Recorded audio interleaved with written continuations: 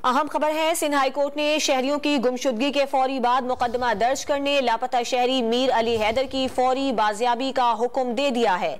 इस पर बात करेंगे डॉन न्यूज के नुमाइंदे शफी बलोच से। शफी, अदालत ने क्या हुक्म दिया है?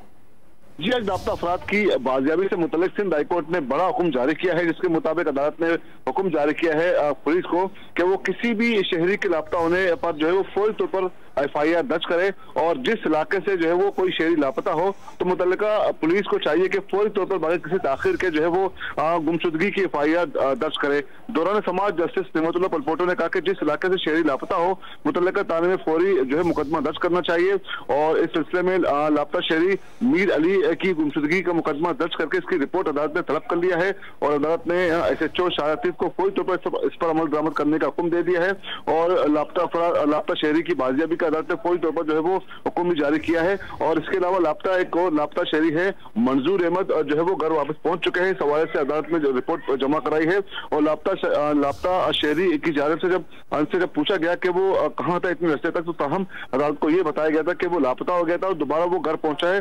और इसके बाद अदालत ने जो है वो मंजूर अहमद स्टील टाउन के इलाके से लापता हो गया था। अदालत ने इसकी दरख्वास्त जो है वो निपटा दी है, चूंकि वो बखैरियत घर वापस पहुंच गया था। और इसी तरह लापता अफराद की बाजियाबी से मुतल्लिक अदालत ने जो है वो रिपोर्ट आइंदा समाज में तलब कर ली है। जी शफी बलोच, आपका बहुत शुक्रिया।